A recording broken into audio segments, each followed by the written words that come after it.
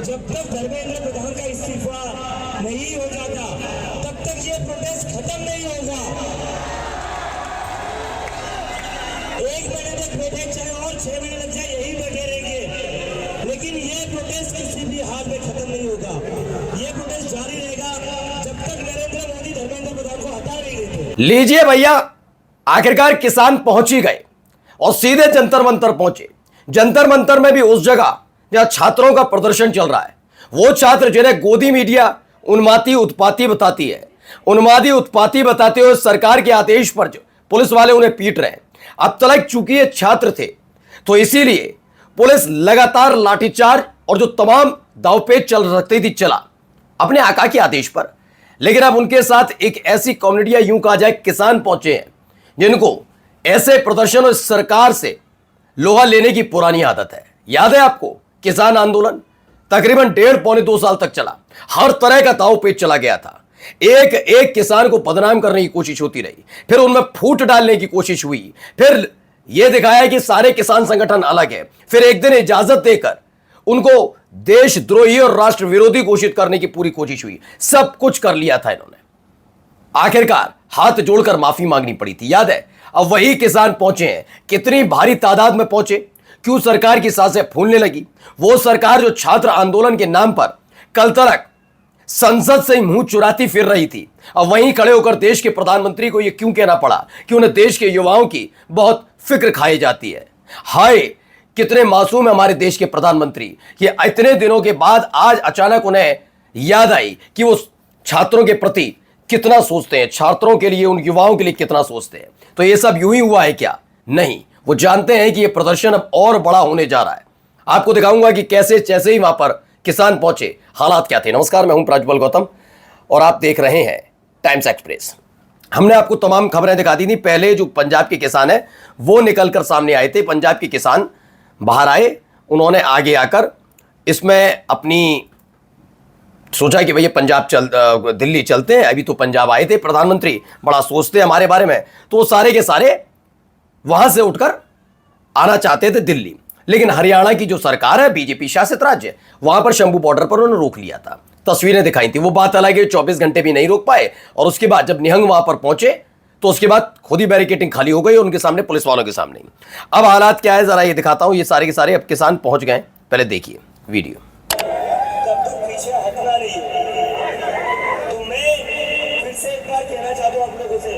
जब तक धर्मेंद्र प्रधान का इस्तीफा नहीं हो जाता तब तक ये प्रोटेस्ट खत्म नहीं होगा। 1 महीने तक बैठे चाहे और 6 महीने लग जाए यही बैठे रहेंगे, लेकिन ये प्रोटेस्ट किसी भी हाल में खत्म नहीं होगा। ये प्रोटेस्ट जारी रहेगा जब तक नरेंद्र मोदी धर्मेंद्र प्रधान को हटा नहीं देते। अभी मैं रिक्वेस्ट करता हूँ राकेश सर को एड्रेस करने। तो फिलहाल ऐलान वहीं से हो गया है। अब क्या है, कॉकरोच इज बैक नाम का ट्विटर हैंडल, उसने बताया सरकार को 3 काले कानून वापस लेने के लिए मजबूर करने वाले भारतीय किसान यूनियन के राकेश टिकैत पहुंच गए जंतर मंतर। आज देश का युवा अपने भविष्य और न्याय के लिए अडिग खड़ा है। जब किसान और छात्र एक साथ आते हैं तो सत्ता को झुकना ही पड़ता है। जब तक धर्मेंद्र प्रधान का इस्तीफा नहीं मिल जाता तब तक आंदोलन रुकने वाला नहीं है। साथ लड़ेंगे, साथ जीतेंगे। अब इन सब के बीच भी एक कहानी जरा आप समझिएगा। जो किसानों के साथ किया गया था वही यहां किया गया।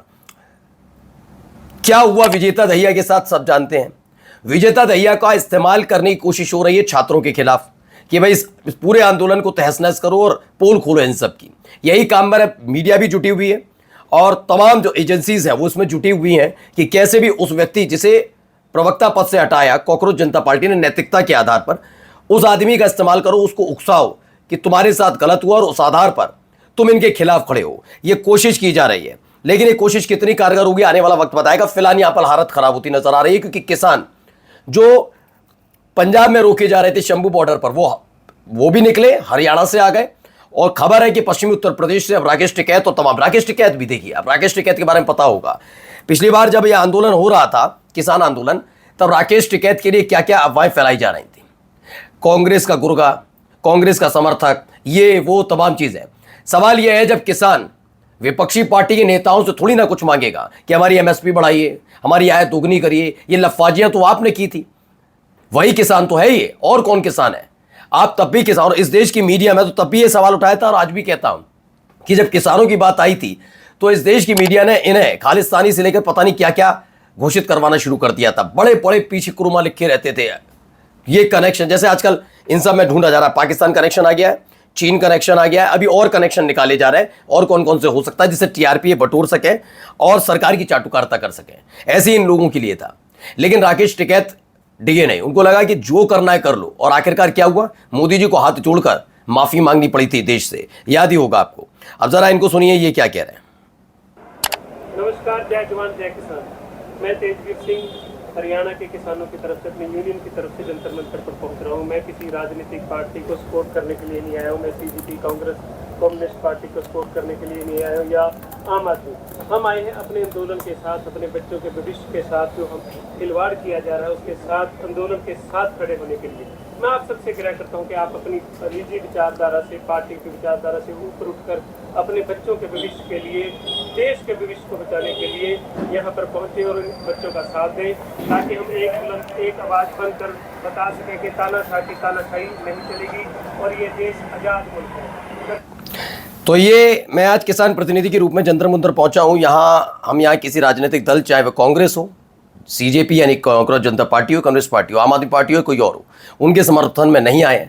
हम यहाँ देश के युवाओं, विद्यार्थियों, उनके भविष्य की आवाज़ के साथ खड़े होने आए। ये बात मैंने देखी एक दिन पहले भी आपसे कहा था कि इन सब चीज़ों को समझना होगा कि लोग कह तो देते हैं कि आप तो ये, आप तो वो। तभी मैंने कहा था कि इस समय ये छात्रों का आंदोलन है, किसी एक का नहीं है। अभिजीत दीपके की तरफ से जरूर मोर्चा खोला गया हो, लेकिन ये समझना होगा ये सबका आंदोलन है, सबका, A to Z का, और छात्र युवाओं का आंदोलन है। अब उसी में किसानों की मौजूदगी ने सरकार को बेचैन तो किया है। सरकार बेचैन इसलिए भी है क्योंकि वो जानती है कि आने वाले वक्त में दिक्कतें पैदा करेगा भी। अब ये दिक्कत पैदा होनी लाजमी है, इसीलिए फिलहाल यहाँ पर मोर्चा खोला गया। जैसे ही खबर पहुंची वैसे ही संसद पहुंच गए प्रधानमंत्री, और जरा क्या कह रहे हैं जरा सुनिए।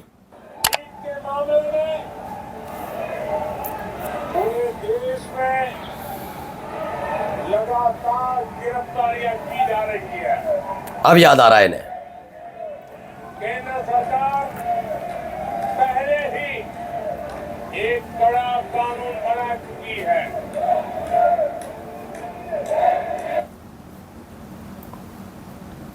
परीक्षा कराने वाले पूरे सिस्टम को पुख्ता करने के लिए जरूरी कदम उठाए जा रहे हैं। तो प्रधानमंत्री को जैसे ही ये जानकारी मिली कि किसान भी पहुंचे हैं, और किसान वही किसान जिन्होंने आज से तकरीबन 4-5 साल पहले ऐसी हालत पैदा करती थी कि जो सरकार सोच लेती थी वो करती थी, वो जो कहती थी करती थी, वो वहां तक है। अब छात्र और किसान अगर एक साथ आते हैं, पहले से छात्रों का गुस्सा देखने को मिल ही रहा है। अब उनको लग रहा है कि अगर वाकई किसान इनके साथ खड़ा हो गया तो आने वाले वक्त में दिक्कत का सामना सरकार को और करना पड़ सकता है। फिलहाल दौड़े दौड़े पहुंचे संसद में जाकर बताया है कि कैसे कड़ी कड़ी कार्रवाइयां की जा रही हैं, कैसे कानून बनाए जा रहे हैं, तमाम तरह की बातें कहते हुए नजर आ रहे हैं। लेकिन सवाल ये उठता है, अब क्यों ये बार बार ऐसी स्थिति पैदा होने की जरूरत क्यों? क्या इस देश के युवाओं के साथ जो अत्याचार हुआ, जिन लोगों ने बर्बरता की खाकी पहनकर या फिर सादा वर्दी में, क्या उनके खिलाफ भी कार्रवाई होगी? क्योंकि ये तो आप ही के आदेश पर हो रहा था। नमस्कार।